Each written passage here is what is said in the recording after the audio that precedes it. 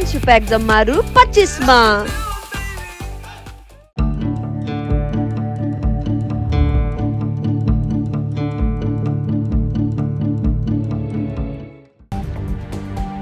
Fire साइडमा आज हामी बहस गर्नेछौँ मधेसका मुद्दाको जगमा मूलधारको राजनीतिमा स्थापित दलहरू किन पुगे अस्तित्वको सङ्कटमा।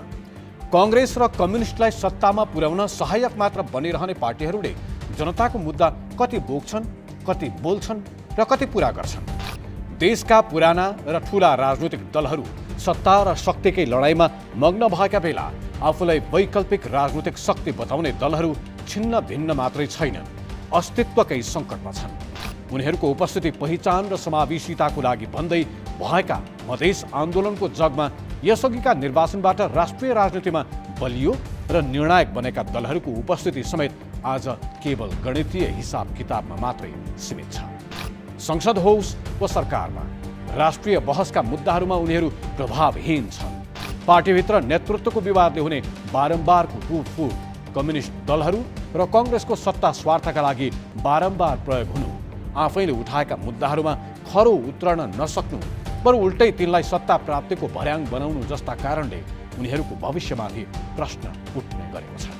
कहिले मोर्चाका नाममा, कहिले गठबन्धनका नाममा या कहिले एउटै पार्टीका नाममा एकै छाता मुनि आएका महन्त ठाकुर र राजेन्द्र महतोदेखि उपेन्द्र यादवसम्मका मधेसका स्थापित नेताले समेत आउने निर्वाचनमा आफ्नो भुइँ कसरी जोगाउँछन् भन्ने चर्चा चल्न थालेका छन्। नेता मात्र होइन, उनीहरूका पार्टीको अवस्था समेत उस्तै छ। राष्ट्रिय पार्टीका रूपमा आफूलाई बलियो बनाउने प्रयत्नमा अघि बढेको जनता समाजवादी पार्टीको नियति पनि आज उस्तै छ। पार्टीभित्र विवाद छ, थामथुम पार्ने प्रयास छ अनि जनाधार गुम्ने भए पनि छ। कसरी जोगाउलान् उनीहरूले आफ्नै पार्टी र उनीहरूका मुद्दा। सरकार, संसद र सडक तीनै मोर्चामा कमजोर हुँदै गएका मधेसवादी दलहरू फेरि एउटै मञ्चमा उभिने सम्भावना कति छ। संविधान संशोधनसम्मका उनीहरूका मुद्दाको सम्बोधन कसरी हुन्छ। आसन्न स्थानीय निर्वाचनमा उनीहरू के लिएर जान्छन् होला जनताको दैलोमा। फायर साइडको आजको अङ्कमा हामी यिनै प्रश्नको जवाब खोज्नेछौँ र आज हामीसँग हुनेछन् जनता समाजवादी पार्टीका अध्यक्ष उपेन्द्र यादव,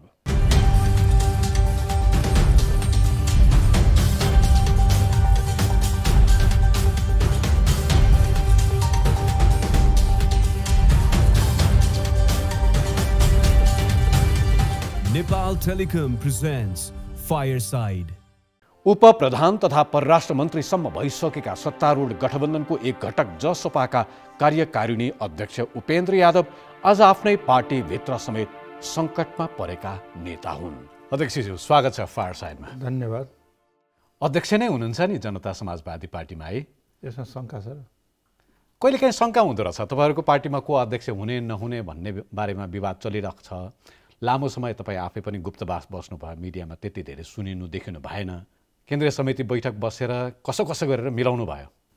होइन, अब त्यस्तो चाहिँ होइन। अब केन्द्रीय समिति, सङ्घीय परिषदका बैठकहरू, केन्द्रीय कार्यकारिणीका बैठकहरू, सबै बैठकहरूले निर्णय गरेर अगाडि बढेको छ र बाहिर जुन किसिमका प्रचारहरू सामाजिक सञ्जालहरूमा विभिन्न आएका थिए त्यो चाहिँ अब अलिक अति नै थियो। बस्न परिस्थिति र वस्तुस्थितिभन्दा फरक थिए। खासमा विवाद चाहिँ के थियो, त्यसको समाधान कसरी गर्नुभयो? होइन, विवाद केही पनि थिएन।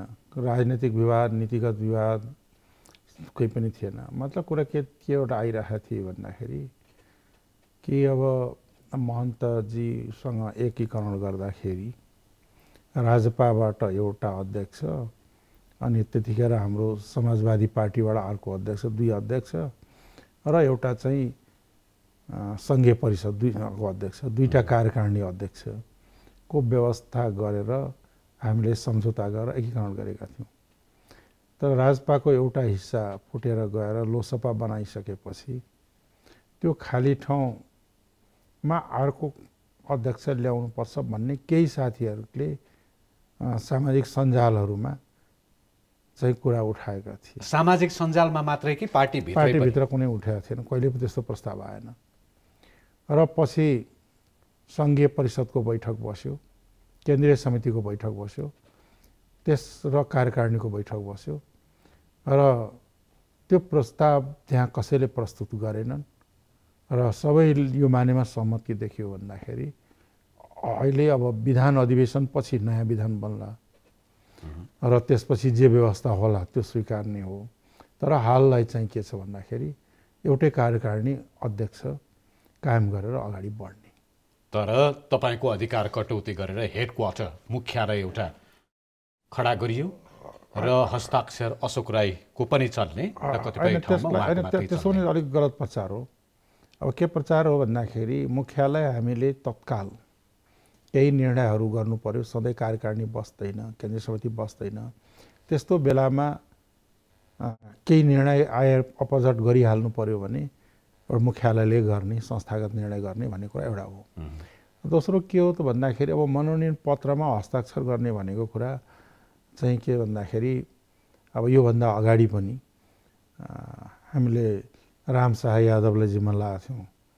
त्योभन्दा अगाडि हाम्रो जयप्रकाश गुप्ता हुनुहुन्थ्यो हाम्रो पार्टीमा, उहाँलाई गरेर लगाएको थियौँ। निर्णय गरेर एकजनालाई आधिकारिकता दिने हो। त्यो भनेको अधिकारको कटौती होइन, जिम्मेवारीको बाँडफाँड हो। तर अर्को तरिकाले हेर्ने हो भने तपाईँले आफ्नो अधिकार कटौती गर्न दिएर वा बाँडेर मुख्यालय गठन गरेर हेडक्वार्टर सृजना गरेर या त उपेन्द्र यादवले आफ्नो राजनीति जोगाए या त पार्टीको फुट जोगाए, कुन ठिक? होइन, अब यो चाहिँ के भने पार्टीलाई अगाडि बढाउने प्रयास गर्यो भनौँ न। पार्टीलाई एकता त पार्टीमा छँदै थियो, त्यसलाई अझ बलियो बनाउँदै त्यसलाई पार्टीलाई संस्थागत रूपमा हिँडाउने प्रयास गर्यो भनौँ न। बाबुराम भट्टराई कार्यकारिणी अध्यक्षका रूपमा कति? कार्यकारिणी उहाँको चाहिँ अर्कै हो, सङ्घीय परिषदको अध्यक्ष हो, कार्यकारिणी अध्यक्ष होइन। तपाईँ चाहिँ कार्यकारिणी अध्यक्ष। कार्यकारिणी अध्यक्षको अलग प्रावधान। उहाँको आकाङ्क्षा होइन कार्यकारिणी भूमिका पनि होस्, त्यो जिम्मेवारी होस् भन्ने उहाँको आकाङ्क्षा फिटिकै होइन? अब त्यस विषयभित्र मनमा कसको के छ त्यो त चाहिँ थाहा हुन्न। तर उहाँलाई सङ्घीय परिषदको बैठकमा उहाँलाई परिषदका सदस्यहरूले प्रश्न गर्दा उहाँले स्पष्ट जवाब दिनुभएको छ, मेरो त्यस्तो कुनै चाहना पनि छैन, आकाङ्क्षा पनि छैन, मलाई आवश्यक पनि छैन। र चाहिँ के छ भन्दाखेरि मैले यो चाहना पनि गरेको छैन। तपाईँका पार्टीका स्पष्ट पार्टीमा राखिसकेपछि, बैठकमा राखेपछि त्यसलाई नै सही मान्नुपर्छ। तपाईँको खेमाका, तपाईँका पक्षका केही नेताहरूले केसम्म भन्न भ्याएका थिए भने डाक्टर बाबुराम भट्टराईले जनता समाजवादी पार्टी कब्जा गर्ने प्रयत्न गरे, उपेन्द्र यादव अब जसपाबाट बाहिरिने स्थितिमा छन् भन्नेसम्मको कुरा गर्थे। के बाबुराम भट्टराईलाई पार्टी कब्जा गर्नबाट तपाईँले रोक्नुभयो? होइन, त्यस्तो थिएन। यो चाहिँ बाहिर चलाइएको हल्ला मात्रै हो। पार्टीमा हस्ताक्षर अभियानसम्म चलेको थियो तपाईँलाई दबाब दिनका लागि। त खोइ त हस्ताक्षर अभियान पनि आएन, कुनै हस्ताक्षरै आएन त। तपाईँले सुन्नु पनि नभएको हो? होइन, सामाजिक सञ्जालहरूमा देखिया हो, पढ्या हो। तर चाहिँ के छ भन्दाखेरि हस्ताक्षर गरेर त बुझाउने त मलाई नै हो नि। त्यस्तो चाहिँ केही साथीले गरेका रहेछन् र पछि त्यसको स्पष्टीकरण के दिए भन्दाखेरि होइन, बैठक बोलाउनको लागि अनुरोध गर्ने भनेर गरेको हो, बैठक बोलाइहालेपछि त्यसको औचित्य रहेन। तर पार्टीमा तपाईँले एकलौटी गर्नुभयो, निर्णयहरूमा अरू नेताहरूको, अरू अध्यक्षहरूको पनि साथ लिनु भएन, वरिष्ठ नेताहरू, शीर्ष नेताहरूको तपाईँले रायसम्म लिने प्रयत्न गर्नु भएन भन्ने असन्तुष्टि त व्यापक नै थियो नि, के थिएन? त्यो पनि गलत हो। त्यो गलत कुरा हो। कुन चाहिँ निर्णय एक्लै गरेको छ? मन्त्री पठाउने काममा, मन्त्री पठाउने काममा केन्द्रीय कार्यकारिणीमा छलफल भयो, संसदीय दलमा छलफल भए, त्यसपछि नेताहरूको बिचमा छलफल भए। छलफल भयो होइन, छलफल भएर चाहिँ के छ त भन्दाखेरि ती बैठकहरूले अख्तियारी दियो अध्यक्षले गर्ने भनेर, अनि अध्यक्षले त गर्नु पर्यो। त्यो अख्तियारी सोलो डोलो तपाईँले प्रयोग गर्नुभयो। तपाईँको कार्यकारिणी अध्यक्ष भएका नाताले त्यो तपाईँले नै गर्नु पर्थ्यो, त्यसमा अरूको सुझबुझ केही लाग्थेन? होइन, अरूहरूको पनि सल्लाह गरेर गरे हो, त्यसमा त कुनै चाहिँ एकलौटी गरौँ एक्लै गरौँ भन्ने छैन। त्यो भएको भए त उल्टाइहाल्थे नि। केन्द्रीय समितिले उल्टाउँथे, कार्यकारिणीले उल्टाउँथे, सङ्घीय परिषदको बैठकले उल्टाउँथे, त्यसमा क्वेसन आउँथ्यो। मन्त्री छान्ने कुरामा मात्रै होइन, पार्टीका अरू निर्णयहरूमा, अरू सङ्गठनका भूमिकाहरू बाँडफाँड गर्ने कुराहरूमा पनि तपाईँले एकलौटी गर्नुभयो भन्ने आरोप, त्यो सबै निराधार हो? होइन, एकलौटी गरेकै कुन चाहिँ काम आयो? एकलौटी गरेको छ र कुन चाहिँ निर्णय एकलो भएको? सबैको माइनट छ, रेकर्ड छ। पार्टीमा एक्लै सबै थोक गरेर एक्लै गर्न सक्ने भए त पार्टी किन चाहिन्छ र? एउटा कुरा सम्झना दिलाउन, तपाईँको विरुद्धमा तपाईँको आफ्नै पार्टीका कार्यकर्ताहरूले कुन चाहिँ एउटा सहरमा तपाईँको पुतला पनि जलायो भन्ने सुनियो, त्यो पनि गलत हो? अब हेर्नुहोस् के त भन्दाखेरि अब मन्त्री हुन नपाएका झोंकमा केही साथीहरूले चाहिँ त्यस्तो गराए। त्यहाँ वीरगन्जतिरको यहाँ कुरा गर्नु होला, वीरगन्जतिरको कुरा गर्नु होला, त्यस्ता किसिमको घटना घटे। पछि उनीहरूले यो गलती पनि गरे भन्ने स्वीकार पनि पार्टीले कारवाही पनि गरे। र पछि चाहिँ एक्सक्युज गरिसकेपछि त्यसलाई भनौँ न पार्टीले एक्सक्युज पनि दियो। त्यही त यादवज्यू, अध्यक्षज्यू, मैले सोधेकै के भने पार्टीमा तपाईँले एकलौटी निर्णयहरू गर्नुभयो, आफ्नै तजविजी अनुसार अगाडि बढ्नुभयो, अरू नेताहरूसँग पार्टीका बैठकहरू राख्नु भएन, छलफल गर्नु भएन भनेर कुरा गलत हो। पार्टीमा एउटा अध्यक्षको विरुद्धमा उनको पुतला जलाउने सम्मको काम भएको कुरालाई असन्तोष होइन भनेर कसरी इन्कार? अब तपाईँको सबै के हुन्छ भन्दाखेरि सबैलाई तपाईँले मन्त्री बनाउन सक्नुहुन्न। महत्त्वाकांक्षा त सब धेरैको हुन्छ। मन्त्री पनि कुनै पनि पार्टीका नेताहरूलाई मात्रै बनाउन सकिन्छ? कुनै पनि चाहिँ के छ त भन्दाखेरि पार्टीमा कसैले पनि थोरै सङ्ख्या हुन्छन्, महत्त्वाकांक्षी धेरै हो भने सबैलाई बनाउन सक्दैनन्। कतिपय पार्टीमा त पार्टी पनि छोडेर हिँडे। भनौँ न तपाईँको चाहिँ यहीँको कुरा गर्नु भने एमालेबाट छोडेर जानेहरू पनि धेरै मन्त्रीका महत्त्वाकांक्षी नै थिए। त्यहाँ हामीबाटै अलग भएका गएको महन्तजीहरू सबैलाई मन्त्री बनाउन नसकेर नै छोडेर महन्तजीलाई धेरैले हिँडा हो होइन। तर हामीमा एउटा चाहिँ के छ भन्दाखेरि केही कार्यकर्ताहरूले, अब कतिपय कार्यकर्ता थिएनन्, त्यो अलग कुरा जाउँ, तीमध्ये पुतला जलाए त्यो कुनै ठुलो कुरा हो, त्यसलाई मैले कुनै गम्भीरतापूर्वक ल्या पनि। यो नयाँ कुरा होइन उपेन्द्र यादवज्यू। तपाईँलाई तपाईँको राजनीतिक पृष्ठभूमि राम्रोसँग अध्ययन गरेका, नजिकबाट चिनेकाहरूले, तपाईँको मालेकालदेखि नै चिनेकाहरूले पनि के भन्छन् भने तपाईँ पछि एमालेमा रहनुभयो, माओवादीमा रहनुभयो, त्यसपछि मधेसको आन्दोलन सुरु गर्नुभयो, जनअधिकार फोरम गठन गरेर विभिन्न पार्टीहरूमा लाग्नुभयो। तर के भन्छन् उनीहरूले भने उपेन्द्र यादवले आफूलाई कम्युनिस्ट भन्न छोडे, कम्युनिस्ट पार्टीबाट पनि अलग भए, तर कम्युनिस्ट अधिनायकवादी शैली चरित्र उपेन्द्र यादवले छोडेनन्। आज पनि उस्तै छन् उपेन्द्र यादव, जसपामा भएको पनि त्यही नै हो भन्छन्। होइन, कम्युनिस्ट पार्टी समातेर हिँड्नेहरूले त कम्युनिस्ट चरित्र छोडिसके होइन। कम्युनिस्ट चरित्रको कुरा गरेर अधिनायकवादी त्यही भने कम्युनिस्ट पार्टी चलाउनेहरूले कम्युनिस्ट चरित्र छोडिसके। मैले त उहिले जमानामा कम्युनिस्ट पार्टी, कम्युनिस्ट आइडियोलोजी छोडेर हिँडिसकेको र अहिलेको युगमा कुनै पनि पार्टी, कुनै पनि संस्था अधिनायकवादले चल्दैन। पहिलो कुरा त पहिलो कुरा। दोस्रो कुरा होइन, दोस्रो कुरा के हो भने चलाउन प्रयास भयो भनेदेखि ऊ एक्लो भएर जान्छ, एक्लिन्छ र त्यो पार्टीमा तपाईँको स्थिति त्यही भयो। उपेन्द्र यादव एक्लिए, आफ्नै खेमाका नेताहरूले पनि छोडेर उतापट्टि लागे, बाबुराम पक्षमा लागे, बाबुराम पक्षको बहुमत भयो, तपाईँ अल्पमतमा पर्नु भयो। त्यसो भने त उहिले ढोकेर ठ्याक लगाएर हिँडाइहाल्थ्यो नि त, खै त। यो पछिल्लो समय हेडक्वार्टर बनाउने काममा तपाईँको सहभागिता वा तपाईँको सहमति नभएको भए तपाईँले त कुम्लो बोकेर निस्किनु पर्ने थियो। गलत थियो। बहुमत पार्टीमा हामीसँगै रहेको थियो।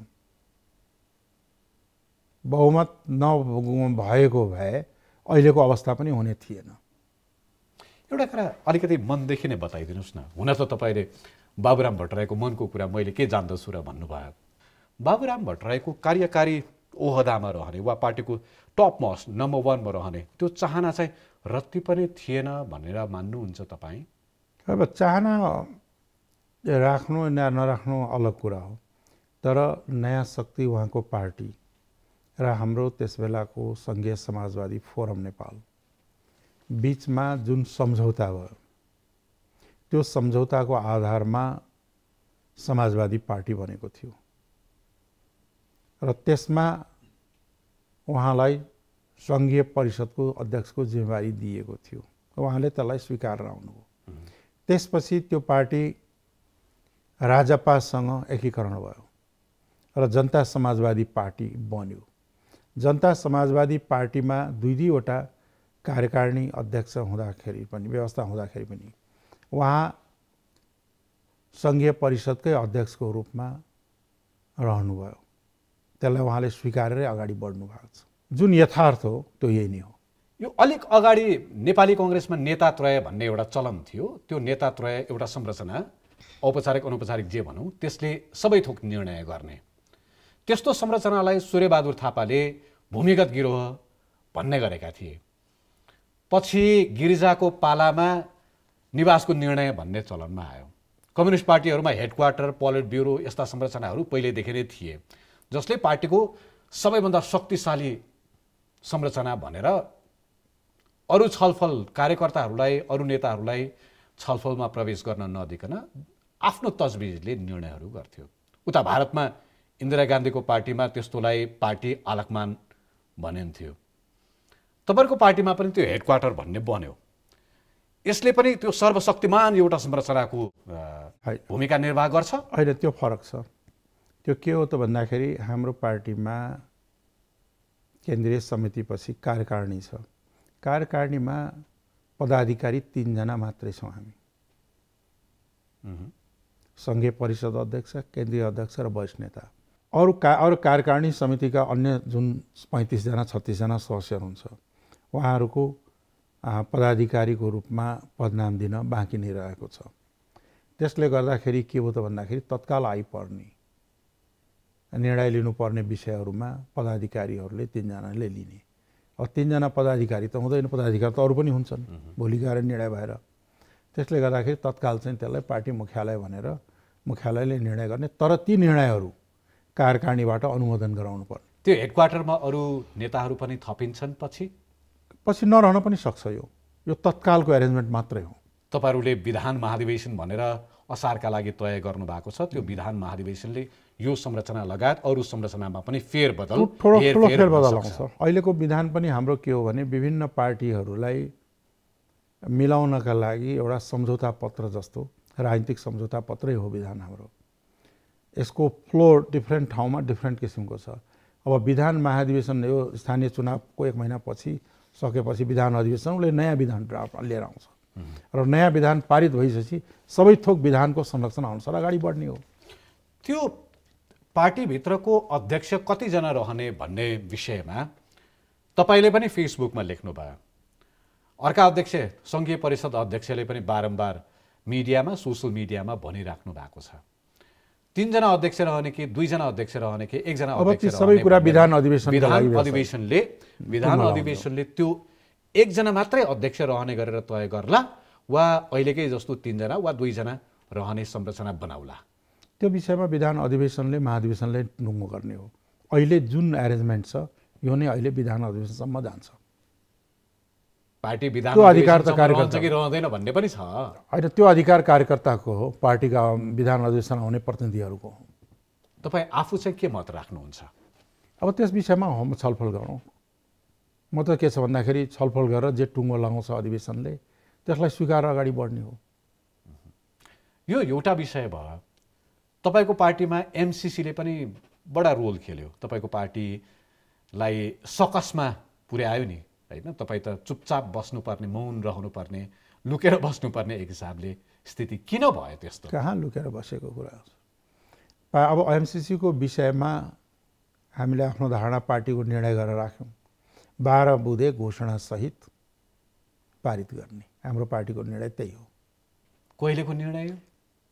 जुन दिन एमसिसीलाई संसदमा प्रस्तुत गर्नुपर्थ्यो त्योभन्दा अगाडिको निर्णय।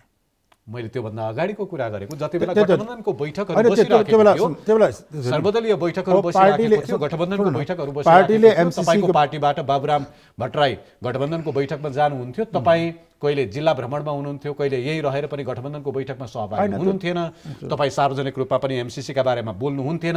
रातारात भोलिपल्ट जति बेला अनुमोदन गर्नुपर्ने थियो त्यसको अघिल्लो दिन मात्रै तपाईँहरू बसेर यो 12 बुँदेमा सहमति जाहेर। यस्तो विषयमा हामीले पार्टीले निर्णय गर्ने, पहिलो कुरा के छन् छलफल हुने र पार्टीले निर्णय गरिसकेपछि पार्टीको धारणा राख्ने कुरामै हामी थियौँ। र संस्थागत निर्णय गर्नुपर्छ। डाक्टर साहबले आफ्नो विचार राख्नु हो उनको उहाँको पक्षमा। अब बाँकी साथीले मैले चाहिँ के छ भन्दाखेरि पार्टीले निर्णय गरेपछि धारणा राख्ने, पार्टीको निर्णय अनुसार भनेको जुन धारणा पार्टीले निर्णय गर्यो त्यो राख्यो र अगाडि बढ्यो। व्याख्यात्मक घोषणासहित सम्झौता अनुमोदन पश्चात अब तपाईँ र बाबुराम भट्टराई बीचको दूरी पनि केही हदसम्म मिल्यो अहिले? कुन दूरी थियो र मिल्ने? तपाईँ भन्नुहोस् कुन दूरी थियो जसले गर्दाखेरि तपाईँहरू सँगै बस्न स्थिति थिए? होइन, हामी सँगै बसिरहेको थियौँ त। जुन दूरीका कारण उहाँ बाहिर बोलिराख्ने, तपाईँ चुपचाप बस्ने, तपाईँले भन्नै नपर्ने? होइन त, के भएर उहाँले बोलिराख्नुभयो, त्यो आफ्नो धारणा राख्ने रहेको थियो। अब त मैले पनि चाहिँ के छ तपाईँ त पछाइराख्नु अब जरुरी छैन। बुझ्नुहुन्छ नेपाली राजनीतिको डाइनामिक्स, सडकदेखि संसदसम्म, चिया पसलदेखि ठुला ठुला होटेलहरूसम्म, मिडियादेखि सामाजिक सञ्जालसम्म जुन विषयले तातेको थियो एमसीसी सम्झौता, त्यो सम्झौताका बारेमा पार्टीले आधिकारिक धारणा बैठक बसेर छलफल गरेर बहस गरेर सार्वजनिक गर्नुपर्छ भन्ने एउटा राष्ट्रिय जिम्मेवार पार्टीलाई लाग्दो रहेछ। त्यो त गर्यो नि त अन्तिम समयमा जति बेला आवश्यक परेको थियो त्यतिखेर गर्यो। जति बेला जनतालाई बुझाउनु पर्ने थियो अगाडि उफ्रिएर बुरुक उफ्रिने जरुरी थिएन। हो, सडकमा आएका मानिसहरूलाई बुझाउनका लागि उफ्रिनेहरूले पनि त्यही भनेको त्यसलाई बुरुक उफ्रिने, त्यसका लागि चाहिँ त्यसको आधारमा चाहिँ के भन्दाखेरि जनतालाई, पार्टीलाई, सिस्टमलाई नै असर पार्ने र पार्टीहरू र जनता नै डिभाइड हुने अवस्थाको सिर्जना गर्नु उचित थिएन। त्यो विभाजन जुन खडा भयो हो, मानिसहरूले पक्ष विपक्षमा रहेर एक अर्कालाई मुखसम्म नहेर्ने, दुत्कारने स्थिति भयो नि। देशद्रोही भने, राष्ट्रघाती भने, पक्षमा भएकाहरूले मै हुँ मसिहा भने, यो विभाजनमा एउटा राष्ट्रिय भूमिका राख्न सक्ने तपाईँ जस्तो नेता, तपाईँको पार्टीले अलिकति सुझबुझपूर्ण निर्णय गरेर यो यस्तो हो है भनिदिनु भएको भए हामीले एउटा कुरा भनेको थियौँ। हामीले बोल्दै नबोलेको पनि होइन, हामीले दुई तिनवटा कुरा भनेका थियौँ। एउटा कुरा यी एमसीसी जस्ताका कुराहरू राष्ट्रिय हितमा र सहमतिका आधारमा अगाडि बढ्नुपर्छ। राष्ट्रिय सबैले बनाएको थियो सहमतिका र त्यो सुन एब्स्ट्राक्ट होइन, यही नै थियो सही बाटो। र यसलाई हामीले पोलिटिकल अन्डरस्ट्यान्डिङ बनायौँ र पोलिटिकल अन्डरस्ट्यान्डिङबाट यसलाई 12 बुँदे घोषणासहित पार्लियामेन्टमा प्रस्तुत गर्यो। त्यो एउटा अन्डरस्ट्यान्डिङ नै हो र नेसनल इन्ट्रेस्टलाई अगाडि राखेरै गरे हो भन्दाखेरि त्यो दिशामा लगायो। त्यो दिशामा जो एक्सट्रिम एमसीसीका विरुद्धमा थिए, जसले निर्णय गरेर सडकमा उत्रिसकेका थिए, ती फर्केर आए सडकबाट। जो एक्सट्रिम अन्धभक्त एमसीसीमा थिए, ती पनि चाहिँ के छ भन्दाखेरि यो घोषणापत्रको आधारमा अगाडि बढ्नुपर्छ भनेर फर्केर आए। भन्दाखेरि जुन बाटो हामीले सोचेका थियौँ कि यसलाई नेसनल इन्ट्रेस्टको आधारमा, नेसनल कन्सेन्ससको आधारमा अगाडि बढ्नुपर्छ र त्यसरी नै अगाडि बढ्यो। ठिक छ, तर संसदमा कैयौँ विचाराधीन विधेयकहरूलाई थाती राखेर एमसीसी सम्झौता अनुमोदन त गरियो, तर संसद अधिवेशन अन्त्य गरियो। नागरिकता विधेयक 2063 को संशोधन विधेयक जसमाथि छलफल भयो, त्यसलाई अघि बढाउनु पर्ने थियो। यस लगायतका अरू थुप्रै विधेयकहरूमाथि छलफल गर्नुपर्ने थियो, कानुन बनाउनु पर्ने थियो। तिनमा चासो दिएन संसदले त्यति धेरै। तपाईँहरूले पनि विशेष गरी नागरिकता संशोधन विधेयक जसलाई पारित गर्नुपर्ने थियो, कुनै न कुनै हिसाबमा राष्ट्रिय सहमति गरेर कैयौँ मानिसहरू, लाखौँ हजारौँ मानिसहरू नागरिकता पर्खेर बसिरहेका छन्। त्यो त तपाईँहरूको आफ्नो मुद्दा पनि हो, त्यसलाई अघि बढाउने प्रयत्न चाहिँ तपाईँ निश्चित रूपमा हामीले गरेका हौँ। तर के छ भन्दाखेरि नागरिकता विधेयक, एसिड क्रमण, सङ्घीय निजामती ऐन लगायत करिब 36-37वटा विधेयकहरू संसदमा विचाराधीन छ, जसलाई हामी मेजरली छुट्याएका थियौँ यो गर्नैपर्छ भनेर, तत्काल गर्नुपर्ने। तर अवस्था के छ संसदको? संसदको अवस्था, संसद चलिरहेको छैन। मुख्य प्रतिपक्षी दलले या प्रमुख प्रतिपक्षी दल संसद अवरुद्ध लगातार गर्दै आएको छ। यस्तो अवस्थामा सबै कुरा संसद अवरुद्ध भएकै अवस्थामा गर्नु पनि उचित हुँदैन र प्रमुख प्रतिपक्षलाई अब इस्यु उठाउनु भएको छ एउटा माधव नेपालजीहरूको, उहाँहरूलाई संसदबाट हटाउनुहोस् अनि संसद चल्न दिने। एउटा त्यो इस्युलाई लिएर। र अब 20 गते यही चैत्र 20 गते फुल बेन्चमा त्यो मुद्दा प्रस्तुत भइसकेको छ र मलाई लाग्छ निर्णय पनि आउला। फुल बेन्चको निर्णय आइसकेपछि उहाँहरूले जे निर्णय आउँछ सबैले मान्नुपर्ने हो, त्यसको विकल्प अन्त हुँदैन। एउटा आधार त्यो छ। दोस्रो के छ त भन्दाखेरि अब फेरि अर्को सेसन पनि आउँदैछ। त्यस सेसनमा निश्चित रूपमा बजेट, सरकारको नीति कार्यक्रम लगायत अरू धेरै विधेयकहरू जो अहिले टेबल भइसकेका छन्, दर्ता भइसकेका छ कतिपय विधेयकहरू जो केही तयारी पनि भइरहेको छ, ती पास गरेर अगाडि बढ्नुपर्नेछ। अहिले दुई स्थिति संसद भनौँ या अन्य संवैधानिक निकायहरू सहज ढङ्गले आफ्नो रफ्तारमा चलि नरहेको अवस्था हो नि हो। पार्टीहरू बीचमा बेमेल छ, पार्टीहरूको आफ्नो स्वार्थ अनुसारका मुद्दाहरू छन् जसले गर्दाखेरि संसद बन्धक भयो। तर तपाईहरू गठबन्धन सरकारमा हुनुहुन्छ, तपाईहरू आफै मेजर स्टेक होल्डर हुनुहुन्छ। सरकार बनेको 8 महिना चान्चुन हुन लाग्यो। यो सरकारले जनताको बारेमा कहिले सोच्ने, जनताको जीवनमा फरक पर्ने त्यस्ता निर्णयहरू लिनको लागि, त्यस्ता बहसहरू अघि बढाउनको लागि कहिले सोच्ने? त्यो सोच्ने कुनै टाइम टेबल हुन्छ र? त्यो त सधैँ सोचिरहेको हुन्छ। कहिले पोलिटिकल पार्टीहरू, पोलिटिकल लिडरहरू देश र जनताका विषयमा नै सोच्नको लागि बन्या हो नि त। काम कहिले त्यसको लागि सोधेको नि अध्यक्ष। अब त्यसको लागि चाहिँ के छ त भन्दाखेरि काम यहाँहरूले भने जस्तो गतिशील भएर सबै थोक त नगए पनि कामै भएको छैन भन्नु त भएन। चलेर भएन नि, नागरिकले अनुभूत गर्नु पर्यो। जनता समाजवादी पार्टी सहितको गठबन्धन सरकारले मेरो लागि के काम गर्यो भनेर आज सम्झिने हो भने के काम गर्यो त?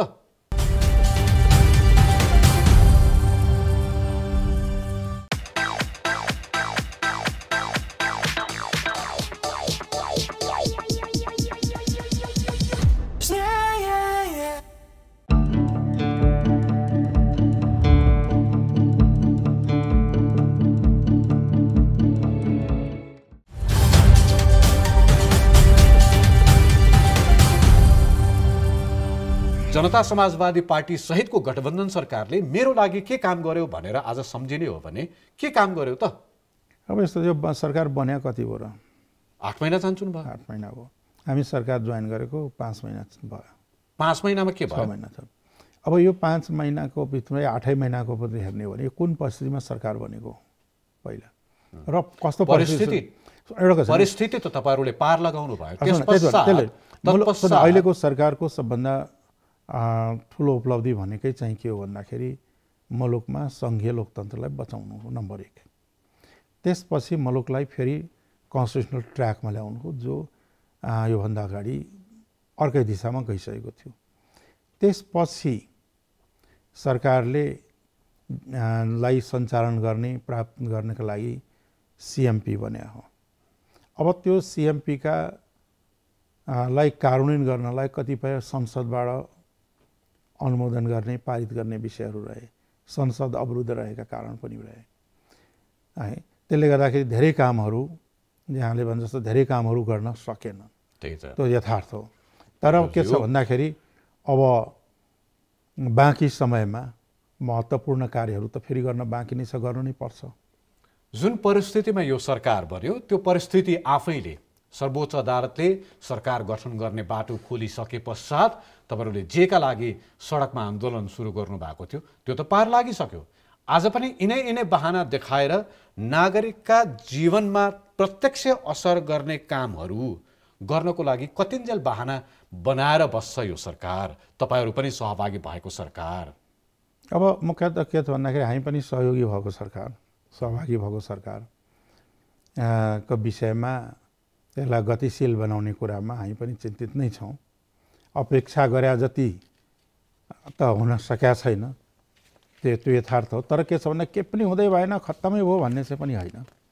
तपाईँकै पार्टीबाट मन्त्री भएर गएका मन्त्रीहरूको पर्फर्मेन्स चाहिँ कस्तो छ, चित्त बुझ्या छ? अब कतिपय चित्त बुझ्या छ, कतिपय चित्त नबुझ्या पनि होला।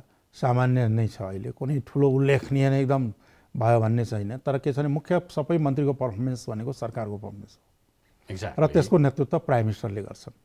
यादवज्यू 1 वर्ष अगाडि झन्डै 15 महिना अगाडि तपाईँसँग मैले यही कुर्सीमा बसेर अन्तर्वार्ता गरिरहँदाखेरि ठ्याक्कै यो कुरा भन्नुभएको थियो। उति बेला पूर्ववर्ती सरकार केपी ओलीको सरकारका बारेमा हामीले समीक्षा गरिराखेका थियौँ। यसरी हेरौँ न, केपी ओली नेतृत्वको सरकारको काम गर्ने शैली र शेरबहादुर देउवा नेतृत्वको सरकारले काम गर्ने शैलीमा के भिन्नता रहेछ?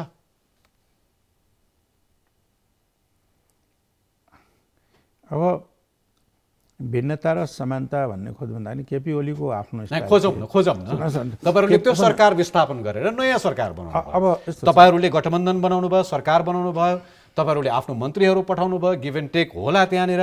तर जनताको आँखाले हेर्दाखेरि एउटा सरकार गयो, अर्को सरकार आयो।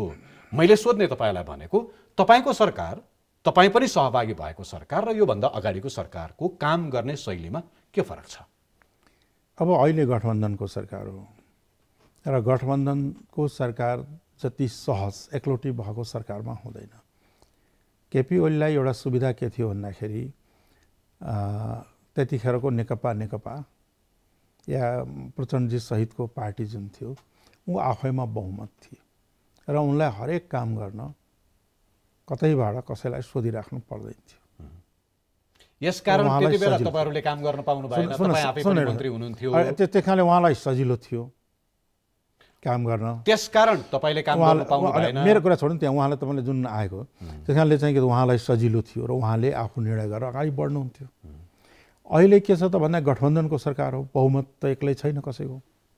गठबन्धनको सरकारमा गठबन्धनमा रहेका घटकहरूलाई साथमा लिएर अगाडि बढ्नुपर्ने, त्यसमा केही बाध्यताहरू पनि हुन्छन्। कसैको कुनै विचार मिल्दैन, कसैको कुनै मुद्दा नमिल्या होला, तर कमन कुरालाई लिएर अगाडि बढ्नुपर्ने हुन्छ। त्यसले गर्दाखेरि गठबन्धनको सरकार चलाउन अलिक कठिनै हुन्छ। र अहिलेसम्म हेर्दाखेरि आज भोलि के होला म भन्न सक्दिनँ, तर अहिलेसम्म गठबन्धनको सरकारमा केही कमी कमजोरी भए तापनि अहिले सफलतापूर्वक नै चलाएको देख्छु म प्रधानमन्त्रीजीलाई। आशा लाग्दैन यो राम्रैसँग चलिरहेको छ भन्दाखेरि? अब चलेको चलिरहेकै छ नि त। यस्ता सरकार छन्, यस्ता मन्त्रीहरू छन्, यस्ता राजनैतिक दलका नेताहरू छन् भनेर मुटुमाथि ढुङ्गा राखेर हाँस्नु बाहेक जनतासँग अरू केही रहन्छ? अब जनताले आउँदैछन्, इलेक्सन आउँदैछन्, जनताले अब आफ्नो म्यान्डेट दिन्छन्, मूल्याङ्कन गर्छन्। कुन मुखले तपाईँ जनताकोमा जानुहुन्छ? तपाईँको पार्टी उति बेला केपी ओली नेतृत्वको सरकारमा 2 बुँदे सहमति गरेर पस्नुभयो। त्यो 2 बुँदे सहमतिमा तपाईँले लामो समयदेखि संविधान संशोधनको मुद्दा अघि सारेर आवश्यकता र सहमतिका आधारमा संविधान संशोधन गर्ने भनेर उल्लेख गरेर त्यसैका आधारमा सरकारमा सहभागी हुने भनेर हस्ताक्षर गरेर सरकारमा प्रवेश गर्नुभयो। तपाईँ अन्तिममा अपमानित भएर सरकारबाट बाहिरिनु पर्यो। आज गठबन्धन सरकार छ, तपाईँको कुरा सुनिन्छ होला, त्यो संविधान संशोधनको मुद्दा समेत अगाडि बढाएको छैन। त्यसमा कुनै सोच गठबन्धनमा छलफल भए जस्तो मलाई पनि लागेको छैन, जनताले सुनेका छैनन्। अब त्यही जनताकोमा फर्केर जाँदाखेरि के भनेर जाने? फेरि अर्को अब त्यसलाई यसरी पनि भन्छ नि, केपी ओलीले संविधान संशोधन गर्ने शर्तमा सरकार साझेदारी गर्ने भयो, उहाँले गर्नु भएन, हामीले सरकारबाट बाहिरियौँ। अहिलेको सरकार र हिजोको सरकारको हिजो हामी सहभागी हुँदा 2/3 पुगेको थियो जसले संविधान संशोधन गर्न सक्थ्यो। अहिलेको सरकार साधारण बहुमतको सरकार हो जसले संविधान संशोधन गर्न सक्दैन। तर सरकारले लिएको एमसीसी सम्झौतामा एक खालको सहमति त पार्टीहरू सहमतिमा त आए, त्यस्तो खालको सम्झौता अनुमोदन गर्नका लागि एक हिसाबले संसद एक ढिक्का भइरहँदाखेरि तपाईले उठाएको मुद्दा जसका बारेमा एमाले पनि करिब सहमति नजिक आइसकेको थियो, सम्झौताको लेखोट हेर्दाखेरि त्यो प्रष्ट हुन्छ। नेपाली कांग्रेस तपाईहरु सँगसँगै छ, मधेसका मुद्दामा हामी सकारात्मक छौं, हामी तयार छौं भन्ने जस्तो अभिव्यक्तिहरू नेपाली कांग्रेसका नेताहरूले सभापति शेरबहादुर देउवाले पनि बारम्बार दिएको सुनिन्थ्यो। के गाह्रो भयो? अब संसद खोलेपछि अहिले अन्त भइसकेको छैन, संसद खोलेपछि अनि संविधान संशोधनका सवालहरू दुईचोटि त लिएरै गएको हो नि। शेरबहादुरजीको पालामा, प्रचण्डजीको पालामा यही घटना यस्तै सरले लिएरै गएको दुई पटक। दुई पटक संसदबाट पारित हुन सकेन।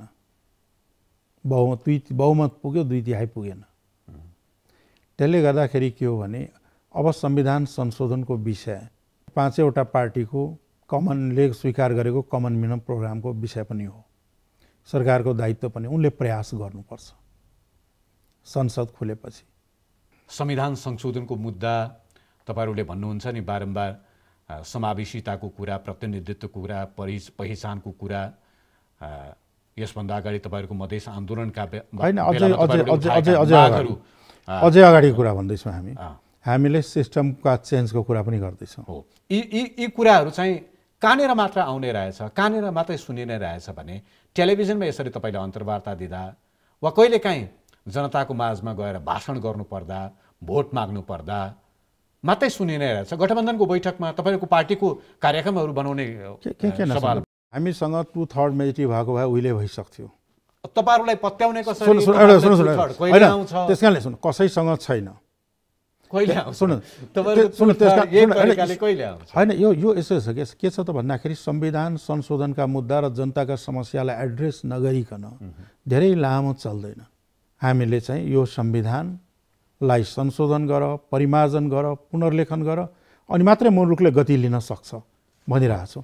मधेसवादी दलहरू, मधेसका नेताहरू, मधेसको आन्दोलनको जगमा आफूलाई स्थापित गरेका नेताहरूले जनतादेखि सत्तासम्म पुग्नका लागि यी मुद्दाहरूलाई भर्याङ मात्रै बनाए भनेर ब्लन्टली भनियो भने के भन्नुहुन्छ? त्यो अति पूर्वाग्रहपूर्ण ढङ्गले भनेको भनिन्छ।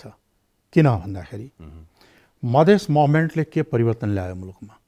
आज संघीयता, समावेशिता, गणतन्त्र, यी पहिचान, यी जति परिवर्तनहरू भएका छन् र आज महिलाको भागीदारिता, दलितको भागीदारिता, विपन्न वर्गको भागीदारिता, जनजातिहरूको भागीदारिता मधेस मुभमेन्टभन्दा पहिला कहाँ थियो र मधेस मुभमेन्टपछि कहाँ आयो?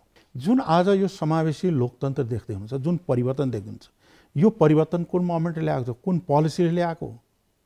के काङ्ग्रेसको पोलिसी थियो मधेस मुभमेन्टभन्दा अगाडि? संघीयता थियो, गणतन्त्र थियो?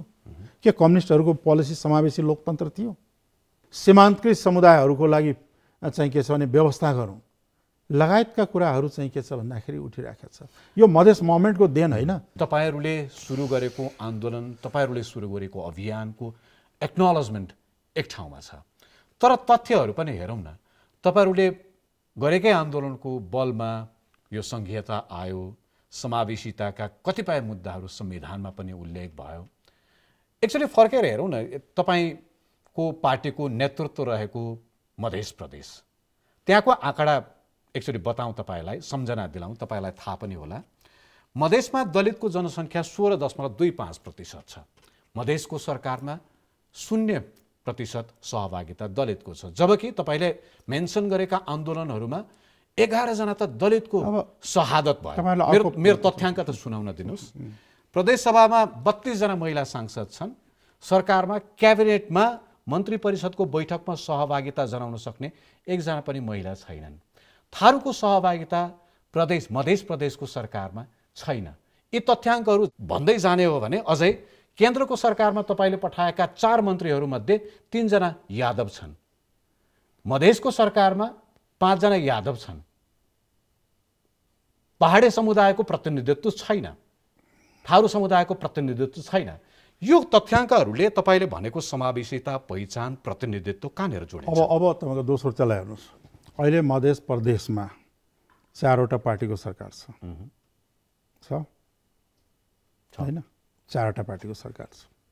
4वटा पार्टीको सरकार बनाउँदाखेरि 4 पार्टीबाट आएको छ। अर्को कुरा हो तपाईँको जान्नु हो, अब मधेस प्रदेशको प्रदेश सभाले पारित गरेको ऐनमा 14% दलितलाई सम्पूर्ण निकायमा आरक्षण गरिएको छ। पहाडे खस आर्यलाई, बाहुन क्षेत्रीलाई 4% जनसङ्ख्या रहेको तिनलाई पनि आरक्षण गरिएको छ। मधेसीको आरक्षण, थारू थोरै छन् 2 नम्बर के अरे मधेस प्रदेशमा, तिनको पनि आरक्षण, मुस्लिमको आरक्षण, महिलाको 50% आरक्षण सबै ठाउँमा छ। अगाडि बढाएको कुन चाहिँ स्टेटले छ? तपाईको स्टेट कुनै स्टेट कुन प्रोभिन्सले छ?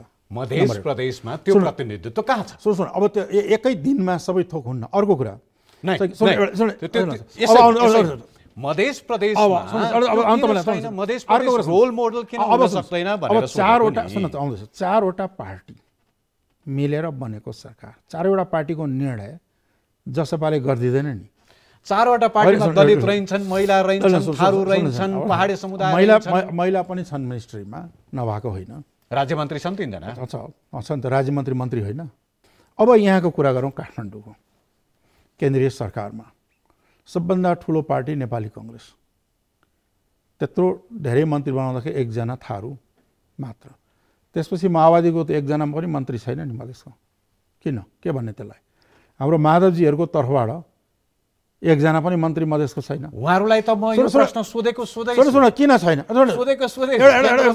समावेशिताका बारेमा सोधेको तपाईले जहाँ नेतृत्व मेरो प्रश्न त सुन्न दिनुस्। सुन पहिला त्यसलाई के भन्ने?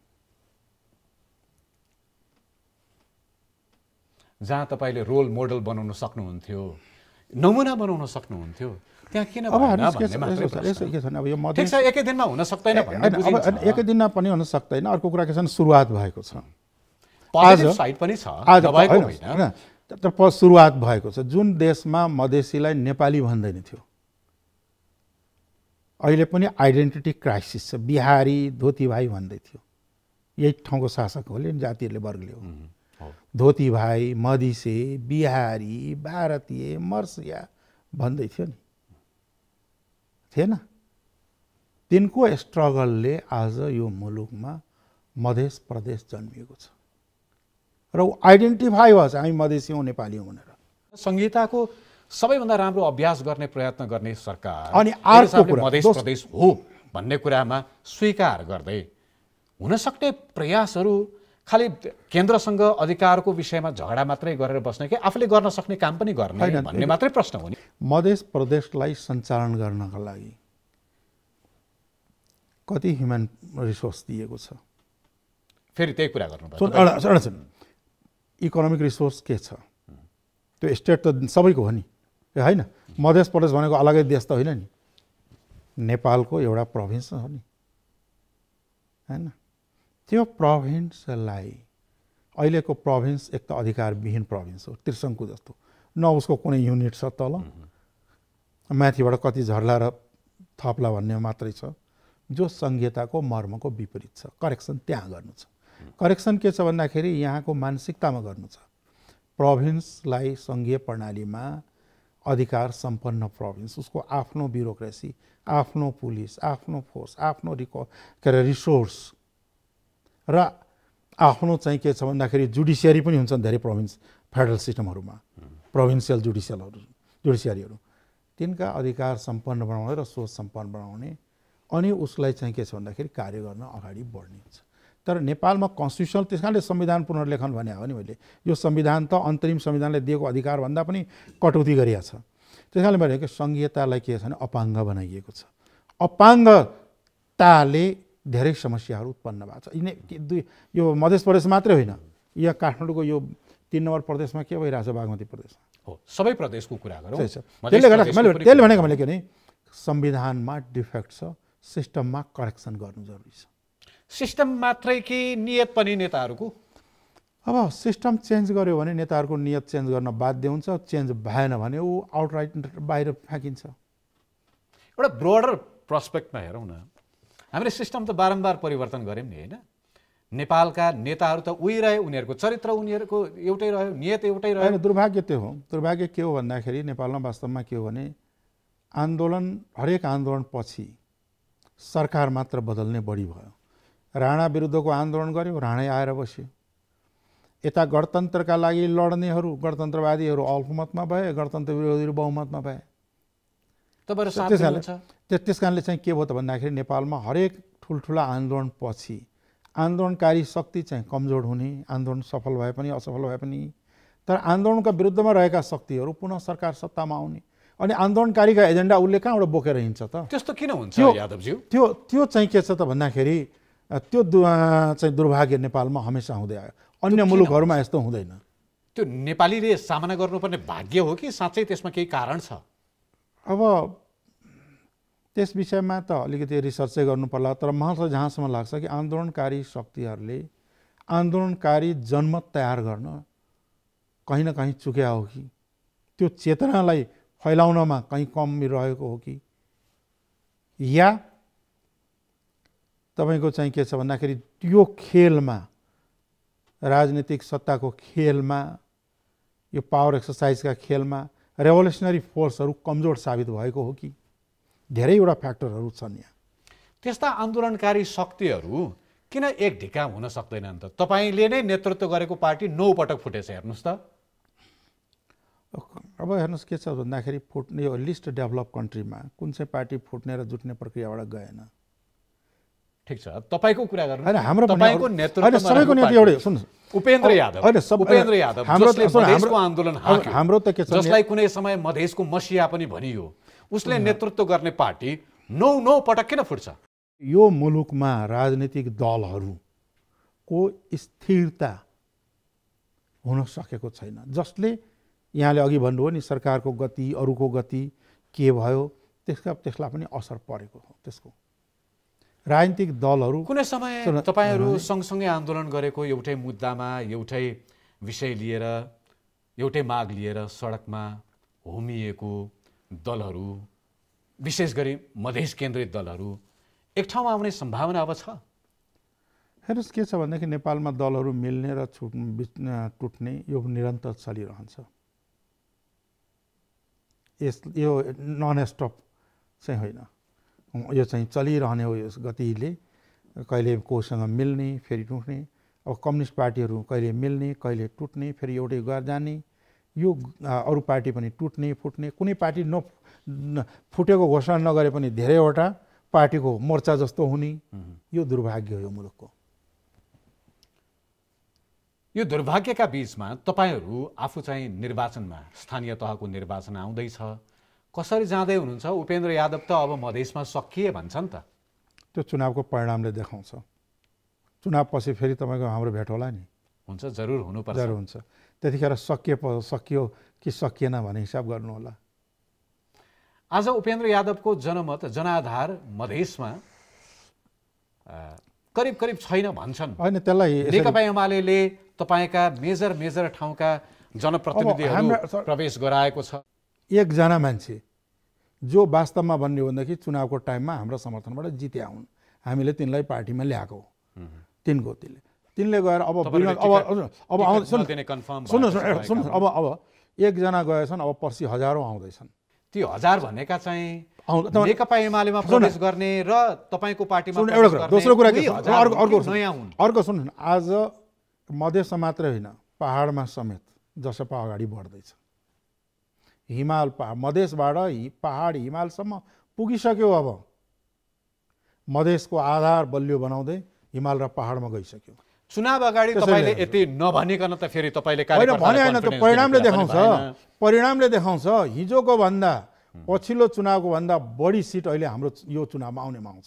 मलाई एउटा प्रश्न गर्न दिनुस्, नेकपा एमाले के भन्छ भने यो पटक तपाईहरू गठबन्धनका सबै दलहरू पत्ता साफ हुन्छन् भनेर नेकपा एमाले भन्छ। नेपाली कांग्रेसले करिब करिब त्यही भन्छ, एकीकृत समाजवादीले त्यही भन्छ, माओवादीले त्यही भन्छ।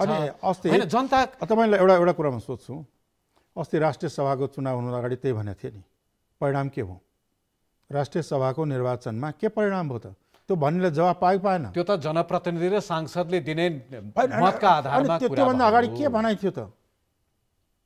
उपेन्द्र यादवलाई आज पनि मधेसका योभन्दा अगाडि सुन्नु, योभन्दा अगाडि 7 प्रदेश मध्ये 6वटा प्रदेशमा सरकार थियो।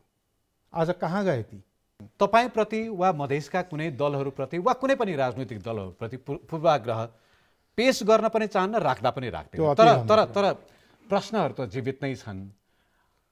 उपेन्द्र यादवलाई पत्याउने जनता अझै पनि छन् मधेसमा? नपत्याए भए तपाईँले यहाँ बोलाउनुहुन्थ्यो र मलाई? Well shed. तपाईँले क्वेसन गर्नुहुन्थ्यो र यसरी? तपाईमाथि एउटा गम्भीर चार्ज लगाएको छ। तपाईको पार्टीभित्र पनि त्यो चार्ज, आरोप यदाकदा सुनिन्छ।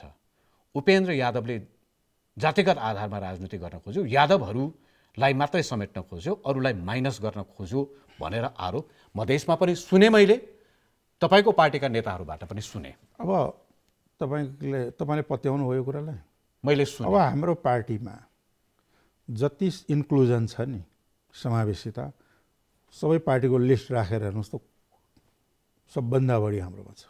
त्यो त मैले अघि पेश गरेको तथ्याङ्कहरूले पनि सबभन्दा बढी समावेशिता पार्टीमा हाम्रो छ। बाहुनदेखि लिएर, जनजातिदेखि लिएर, मुसलमानदेखि लिएर, थारूदेखि लिएर, यादवदेखि लिएर, दलित कुन जति हाम्रो पार्टीमा समावेश भएका जति सम्पूर्णको प्रतिनिधित्व, यस्तो प्रतिनिधित्व त कहीँ पनि छैन। वीरगञ्जमा पार्टी छोड्नेहरूले त्यही भने। अब पार्टी छोड्नेले त्यही भन्यो, कसले भन्यो, नछोड्नेले भन्यो, कसले के भन्यो भन्दाखेरि तपाईँहरू जाँच पडताल गर्नुहोस् न, खोज तलास गर्नुहोस् न, खोजी पत्रकारिता गरेर निकाल्नुहोस् न। त्यो खोजेको निचोड हो। सँगै हामीले गरेको खोजको निचोड के हो भने उपेन्द्र यादवले कतै न कतै त्यो राजनीति गर्न खोजिराखेको छ, यादवहरूलाई अगाडि सार्ने, अरूलाई माइनस गर्न होइन। खोज्ने। त्यो यादव भएको भए त 2 नम्बर प्रदेशमा त अधिकांश यादवै छन् नि, प्रदेश सभामा जनताबाट निर्वाचित, हैन? जसलाई टिकट दियो उनीहरूले जित्ने भए, टिकट नदिएपछि कसरी जित्छन्? स्वतन्त्र भएर पनि जित्छन् कि जित्नेले नेताले। सुन्नुहोस् न, पार्टीको सिन्डिकेट भन्दा बाहिर गएर कसरी जितिन्छ? जितिरहेछ, अरू पनि पार्टी छ नि, जित्ने छैन र? रेणुकुमारी यादवलाई चाहिँ किन संरक्षण गर्नुभयो तपाईँहरूले? हाम्रो पार्टीमा र काम गर्ने सबै नेताहरूलाई, सबै कार्यकर्तालाई हामी संरक्षण गर्न चाहन्छौँ। त्यति धेरै विवादमा हुँदाखेरि पनि के विवादमा? त्यो अभिव्यक्ति तपाईँले सुन्नु भएन होला। के विवाद थियो र त्यसमा? जनताको माझमा गएर हिंसा भड्काउने खालको अभिव्यक्ति दिनु। अहिले तपाईँले त्यसो सुन्नुभयो होला, हामीले त्यसलाई हामीले हेऱ्यौँ। जनताका माझ त्यहाँनिर हिंसा भड्किनबाट रोक्ने कार्य उहाँले गर्नुभएको छ। ए त्यस्तो हो? निश्चित रूपमा हो। हिंसा भड्काउने कार्य अर्कोले गरे हो, तर त्यसलाई रोक्ने प्रयास गर्यो, रोक्नमा सफल भए। प्रधानमन्त्रीले पनि उहाँलाई कारबाही गर्न चाहनु भएको थियो, तर तपाईँको दबावले, तपाईँको पार्टीको दबावले कारबाही गर्न सक्नु भएन उहाँले। कहाँबाट ल्याउनुहुन्छ यस्ता उडन्ते कुराहरू? 70 को कुनै एउटा कार्यक्रममा तपाईँले भन्नुभयो काङ्ग्रेस र कम्युनिस्ट भनेका कोरोना क्यान्सर भन्दा खतरनाकहरू हुन्, तपाईँले भन्नुभयो। यो झन् उडन्ते भयो। काङ्ग्रेस कम्युनिस्टसँग कुम नजोडिकन चाहिँ जनता समाजवादी पार्टी अगाडि बढ्न सक्दैन? सक्छ, तर एकता र सङ्घर्षको बाटोबाट जाने हामीले एक्लै मुभमेन्ट गरे हो, आन्दोलन गरे, एक्लै जान पनि सक्छ, तर परिस्थिति र आवश्यकता अनुसार सहकार्य गर्न पनि सकिन्छ। गठबन्धन त्यो आवश्यकता र उचित आवश्यकता, यो गठबन्धन नभएको अहिलेको परिस्थिति हुन्थेन, मुलुक कहाँ हुन्थ्यो, कता उपरान्त तपाईँका मुद्दाहरू, तपाईँका मागहरू सम्बोधन गराउनका लागि, जनमत जनाधार तयार गर्नको लागि गठबन्धनको बैशाखी टेक्नै पर्ने हो। हेर्नुहोस् के छ भन्दाखेरि त्यो परिस्थितिले निर्माण गर्ने हो। कहिले एक्लै अगाडि बढिन्छ, मुद्दा मिल्नेसँग कहिले सहकार्य गरिन्छ। यो नेपालको राजनीतिमा एउटा चाहिँ के छ भन्दाखेरि सहकार्य, एकता गर्दै भएछन्। अब त कोलिसनको युग आयो। नेपाली कङ्ग्रेसका कतिपय नेताहरू गठबन्धनको विपक्षमा छन्, विशेष गरी निर्वाचन सामना गरिरहँदाखेरि एक्लै लड्नुपर्छ भन्ने मत नेपाली कङ्ग्रेसमा छ। यद्यपि तयारी तपाईँहरूको गठबन्धनमै रहेर तालमेल गर्नेमै छ, तर कथम कदाचित नेपाली कङ्ग्रेसले त्यो चाहेन वा निर्णय गरेन भने माओवादी र समाजवादी पार्टीसँग मात्रै मिलेर तपाईँहरू तालमेल गर्न सक्ने स्थितिमा रहनुहुन्छ? हाम्रो पार्टीले सबभन्दा एक्लै चुनाव लड्ने तयार छ, नम्बर 1। दोस्रो, गठबन्धन सहित जान पनि तयार छ, तर गठबन्धन भन्ने कुरा अरूले चाहेर मात्र हुन्छ, आफैले एक्लै चाहेर हुन्न। हामी दुवै अप्सनमा अगाडि छौँ। ठिक छ, तालमेल भयो भने त तपाईँको लागि पनि राम्रो भयो, राम्रै सिट आउला। यदि भएन, एक्लै लड्नुपर्ने भयो, हामी त लास्टमा एक्लै लडेको थियौँ नि त। एक्लै लड्नुपर्ने भयो भने अघिल्लो निर्वाचनभन्दा राम्रो मत आउला कि? अघिल्लो निर्वाचनभन्दा हामी राम्रो मत र राम्रो सिट हामी ल्याउँछौँ र अहिले आउँछ। त्यो अब 1-1.5 महिना पर्खिनुहोस्, रिजल्ट आइहाल्छ। तपाईँका पार्टीका सङ्घीय परिषद अध्यक्ष बाबुराम भट्टराईले हालै एउटा ट्विट मार्फत के भन्नुभयो भने प्रधानमन्त्री भइसकेका नेताहरू पनि मेयरको निर्वाचनमा जान सक्छन्, मेयर बन्न सक्छन्। उहाँले फ्रान्सका पूर्व प्रधानमन्त्री एडवर्ड फिलिपको उदाहरण दिँदै भन्नुभएको थियो। तपाईको मध्य प्रदेशको एकमात्र महानगरका मेयर एमालेमा प्रवेश गरिसकेपछि कतै उहाँ वीरगञ्जको मेयरमा लड्ने तयारी त गर्दै हुनुहुन्न वा तपाईँहरूले त्यस्तो खालको तयारी पो गर्दै हुनुहुन्छ कि भन्ने सम्मको कुरा पनि सुनियो। मैले त अहिले भर्खर सुन्दैछु, अब पत्ता लगाउँला के रहेछ। भनेको यो प्रश्न कहाँनिर जोडिन्छ भने तपाईँसँग मेयर उठ्ने नेताहरू पनि छन् कि छैनन् भन्ने प्रश्न। कसरी जित्या छ र हामीले मेयरहरू? एउटा मात्रै मेयर छ र हाम्रो। वीरगञ्जमा मात्रै 2 जना मेयरका प्रतिस्पर्धीहरू अघिल्लो निर्वाचनका प्रतिस्पर्धी एमाले प्रवेश गरे। अब 2 जना प्रतिस्पर्धी भनेको कसलाई भन्दै हुन्छ? भए जति मेयरका प्रतिस्पर्धीहरूलाई एमाले तान्दैछ। त्यस्तो छैन। अहिले वीरगञ्जमा साँच्चै भन्यो भने पर्सा जिल्लामै अहिलेको एमाले जतिको नाजुक अवस्था त कुनै पार्टीको छैन। कुन आधारमा? जनमतको आधारमा, सङ्गठनको आधारमा, प्रभावको आधारमा, विगतको चुनावको परिणामका आधारमा 7 दशक पार गरेको पार्टीले आफ्नो पार्टीको एउटा उम्मेदवार पनि बनाउन सकेन कार्यकर्ता। केपी ओलीले त कम्युनिस्ट विरोधीहरू जसले कम्युनिस्टको आइडियोलोजीलाई नै मान्दैनन्, उसको कुनै लेनादेना छैन, उहाँहरूकै भाषामा चाहिँ के छ भन्दाखेरि बुर्जुवाहरू भन्छन् उहाँहरूकै भाषामा, तस्करहरू उहाँहरूकै भाषामा, बिलेकियाहरू, त्यस्तालाई जम्मै भित्र्याउँदै हुनुहुन्छ चारैतिरबाट। त्यो कम्युनिस्ट पार्टीलाई नष्ट पार्ने होला नि त भोलि गएर। ठिक छ, उहाँहरूको चिन्ता उहाँले गर्नु होला। जनताको घर दैलोमा जनता समाजवादी पार्टीले भन्ने चाहिँ के हो, एजेन्डा के हो? लोकल चुनावबाट गर्ने काम के हो भने लोकल डेभलपमेन्टै हो। बाटो घाटो, खाने पाउने, शिक्षा, स्वास्थ्य लगायतका विषयहरू नै हुन् हाम्रा प्राथमिकताका विषयहरू। ठिक छ, एनिथिङ एल्स केही छ? धन्यवाद, रमाइलो हो। धन्यवाद यहाँलाई, थ्याङ्क यू सो मच।